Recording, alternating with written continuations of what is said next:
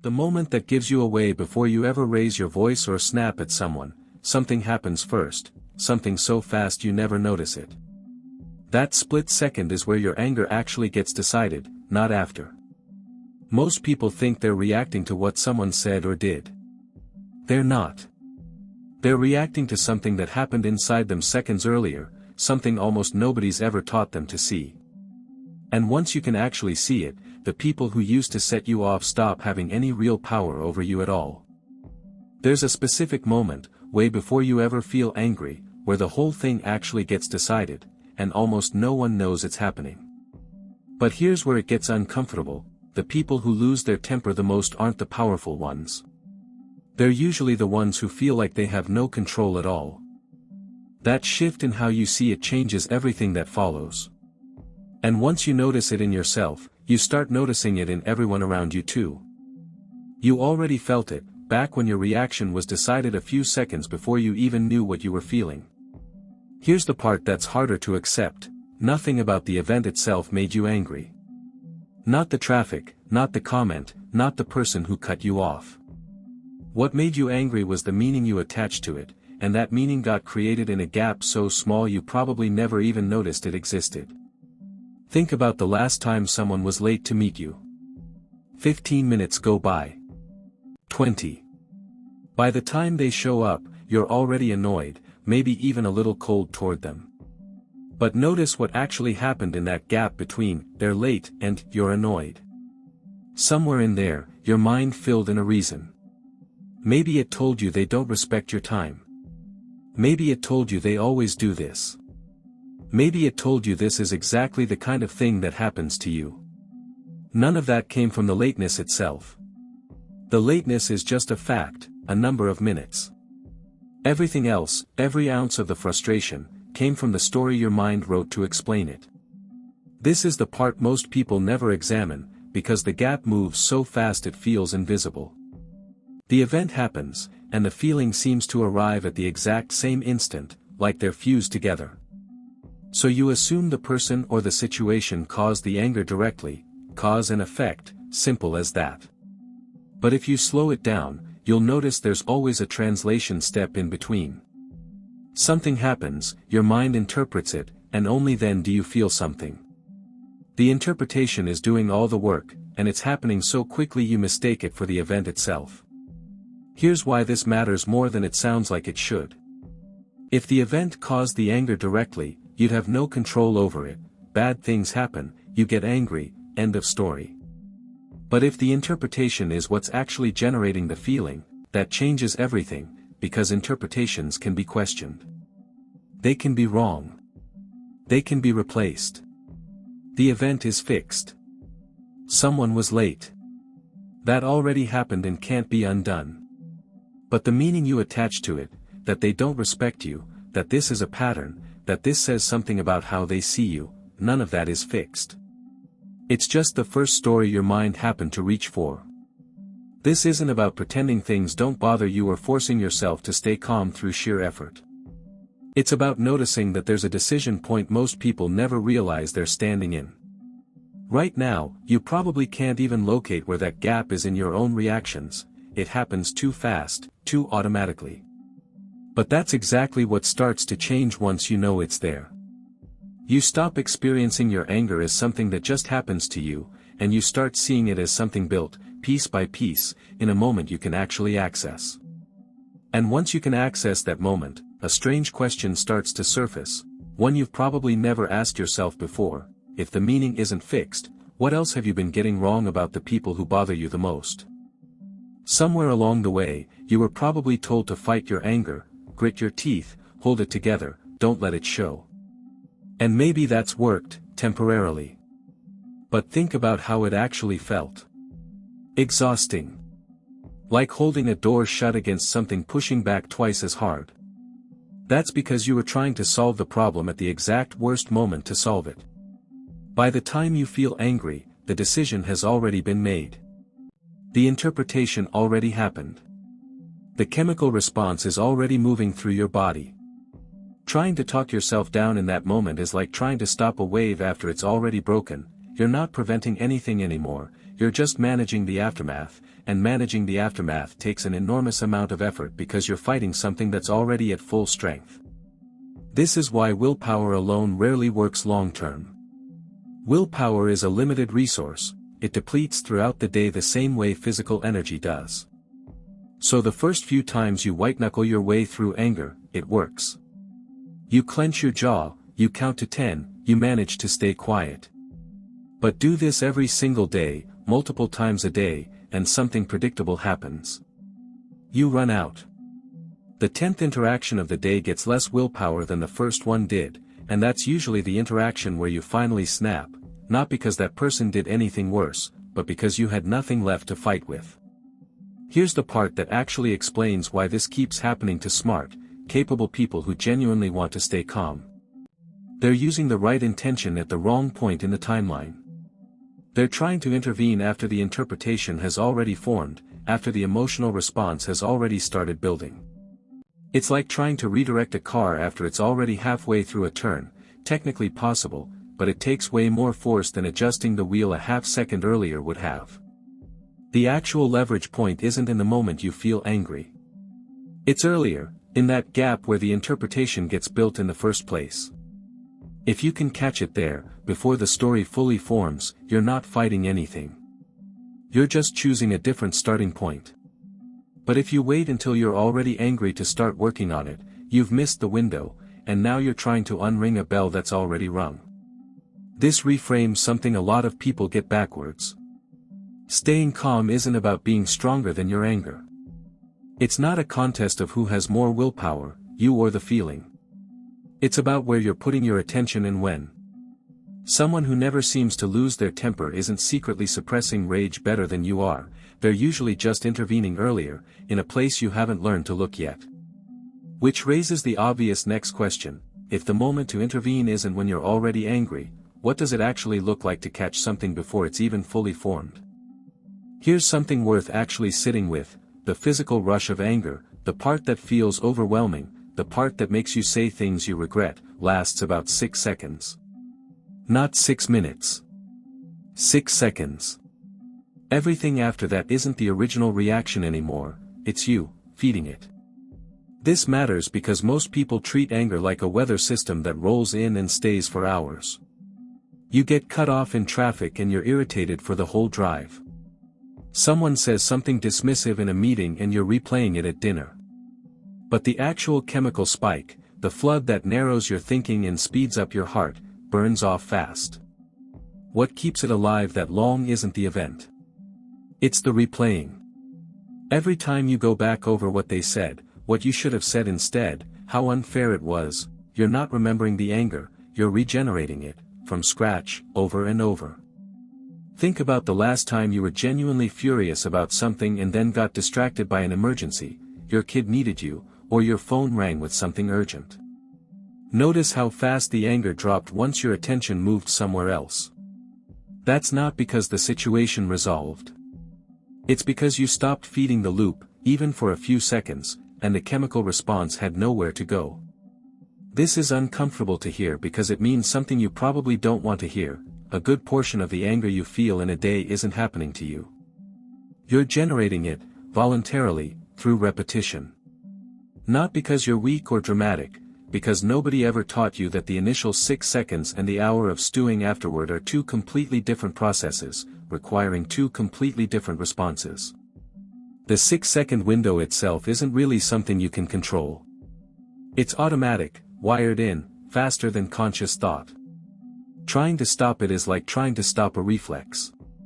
But the part after it, the replaying, the rehearsing, the imagining what you should have said, that part is a choice, even though it rarely feels like one. It feels like the anger just continues on its own. It doesn't. You're the one keeping it running. Once you can actually see that distinction, something shifts. You stop trying to white-knuckle your way through the 6 seconds, because you realize that's not actually where the real cost is happening. The real cost is in the hour after, the day after, the version of the conversation you keep having in your head that the other person doesn't even know is still going on. And that part, unlike the initial 6 seconds, is entirely within reach. So if the 6-second spike isn't really the problem, and the aftermath is where you actually have control, the next question becomes obvious.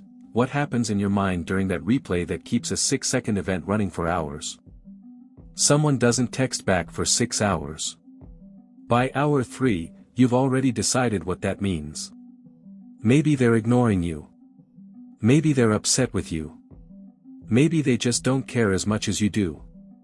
Here's what's strange about that: you built an entire narrative about another person's mind, based on zero actual information, and then reacted to your own narrative as if it were confirmed fact.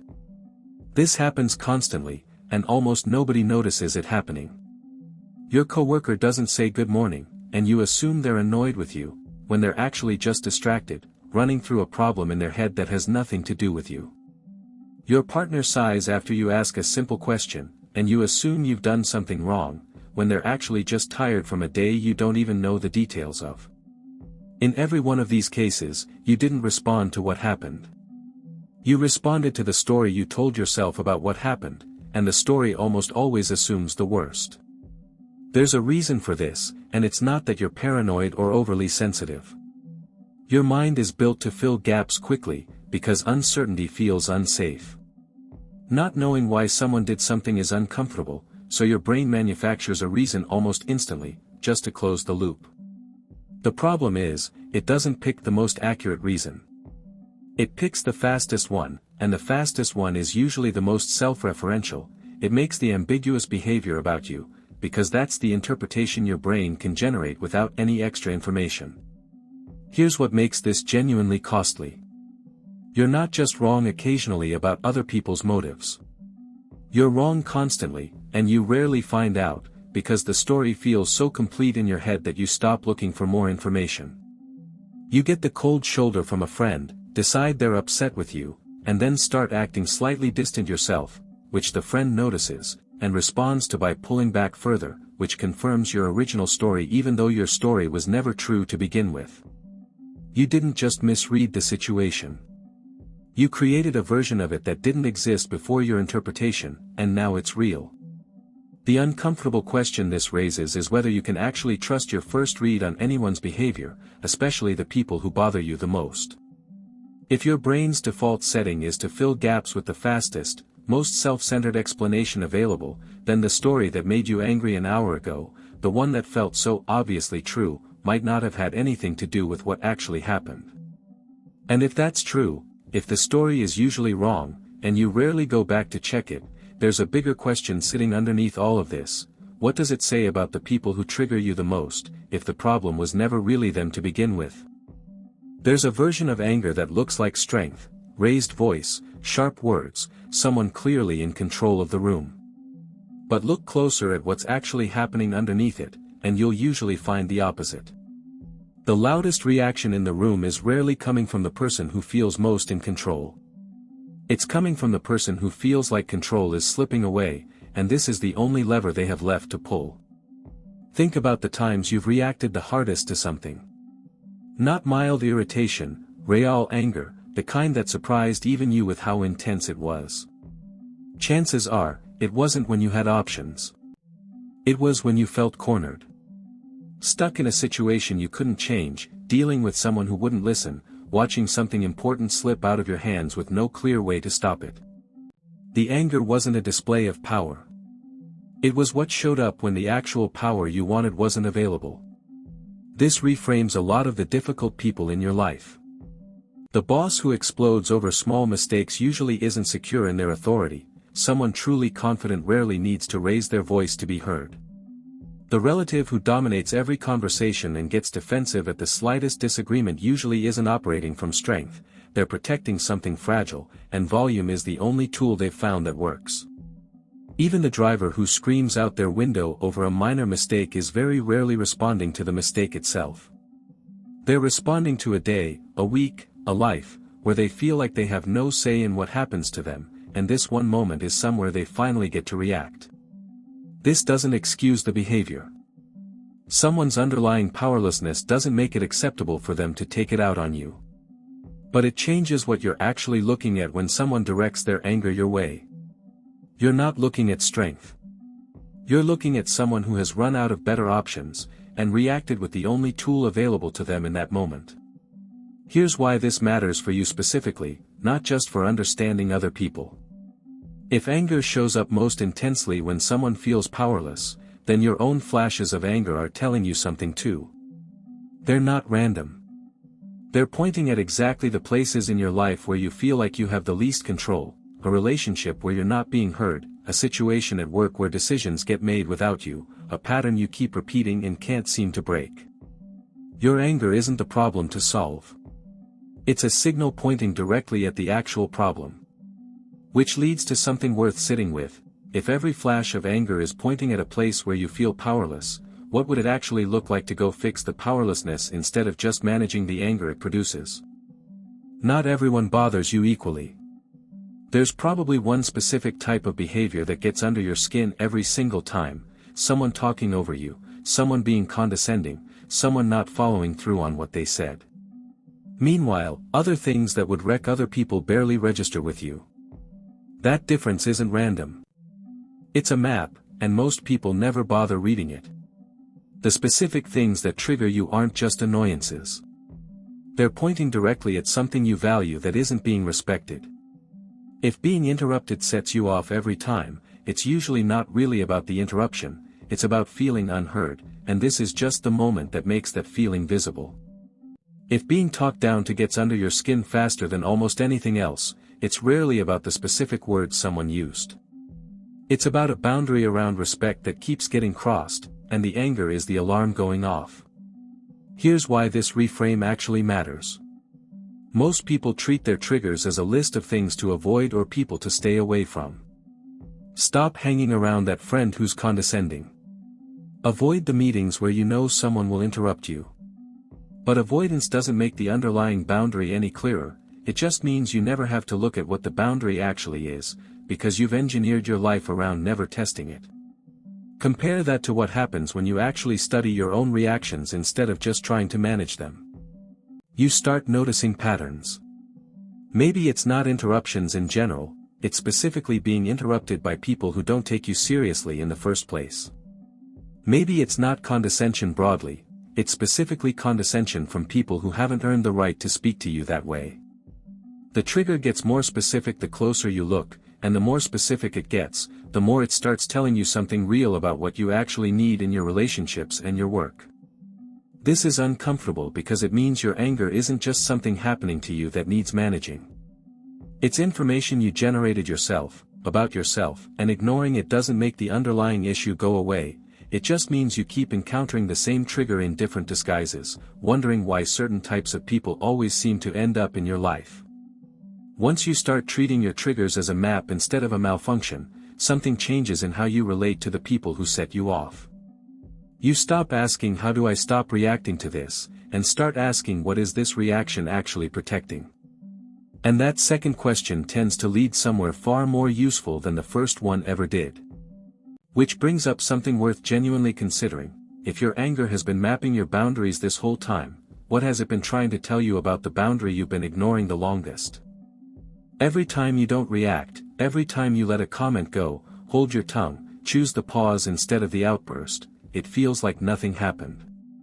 No credit, no acknowledgement, nobody even notices. It's tempting to think those moments don't matter.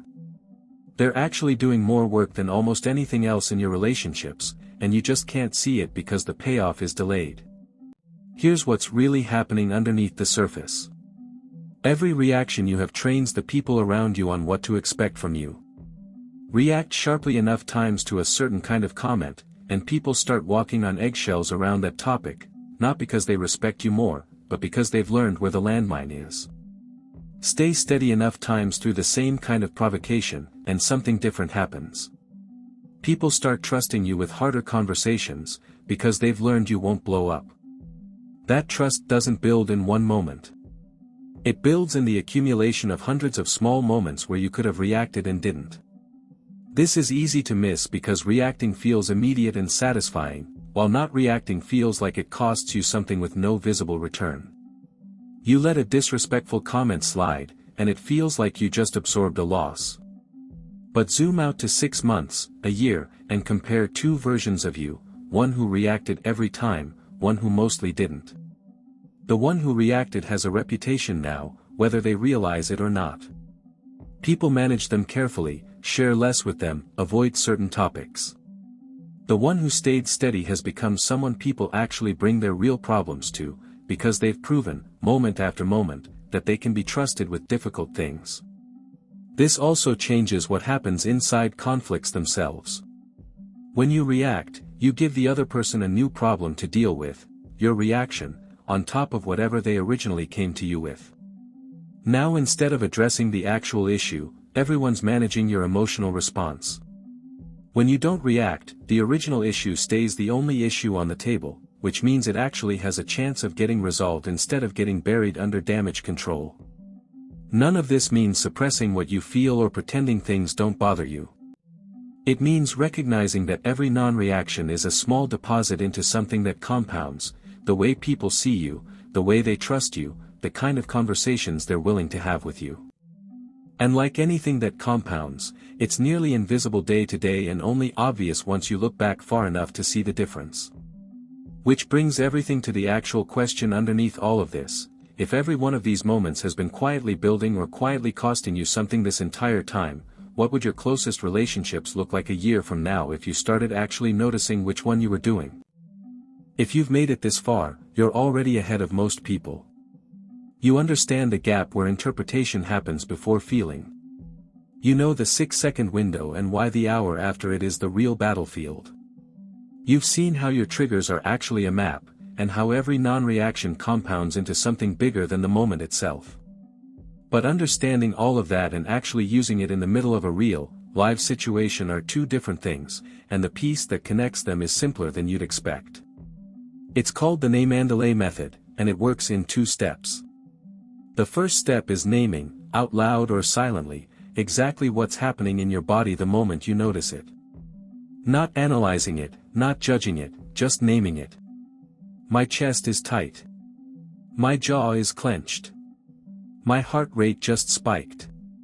This sounds almost too simple to matter, but there's a real mechanism behind it. The part of your brain responsible for language and the part responsible for emotional flooding can't both run at full intensity at the same time. The moment you put words to what's happening physically, you're pulling activity away from the emotional response and into the thinking part of your brain. You're not suppressing the feeling. You're just no longer purely inside it. The second step is the delay, and this is where most people go wrong by making it too complicated. You don't need a 10-minute meditation or a long walk around the block, although those help in bigger moments. You need one breath, taken slowly, with a longer exhale than inhale, in for 4 counts, out for 6. That's it. That single breath, paired with the naming step before it, is usually enough to move you out of the 6-second window and into a state where you can actually choose your next move instead of having it chosen for you. Here's how this looks in practice. Someone says something dismissive in a meeting. Instead of responding immediately, you notice, silently, my face just got hot. Then you take one breath, in for 4, out for 6. That's maybe 3 seconds total, barely noticeable to anyone else in the room. But in those 3 seconds, you've done exactly what the earlier topics described. You caught the moment before the interpretation fully hardened into a reaction. You gave your prefrontal cortex just enough time to come back online. And now, instead of reacting to your own story about what that comment meant, you get to actually choose what happens next. This is the piece that ties everything else together. The gap, the 6 seconds, the story, the power dynamic, the boundary, the compounding trust, none of it is useful if you can't actually access it in the moment something is happening. Name it. Breathe it. That's the whole mechanism, and it works precisely because it's small enough to actually use under pressure, instead of being one more idea you understand but can never quite reach when it counts. None of this was ever really about the people who bother you. It was about a gap most people never notice, the space where a feeling gets built before you're even aware you're building it. 6 seconds of chemistry, followed by an hour you choose to keep feeding. A story about someone else that was never fact-checked. A flash of anger that was really just powerlessness looking for an exit. Every trigger, a map. Every non-reaction, a deposit. And underneath all of it, one small tool simple enough to actually use: name it, breathe it, choose again. Today, the next time something gets under your skin, before you respond, just name what's happening in your body. That's the whole assignment. Learning to catch your reactions before they take over is powerful, but it only gets you halfway. It stops the damage. It doesn't yet fill the space that's left behind once the anger's gone quiet. And that space doesn't stay empty on its own, something moves into it, whether you choose it or not. I actually already broke this down in a full video on training your mind to default to something better before anything even has the chance to provoke you in the first place. It's on screen right now, click it and see exactly how that works.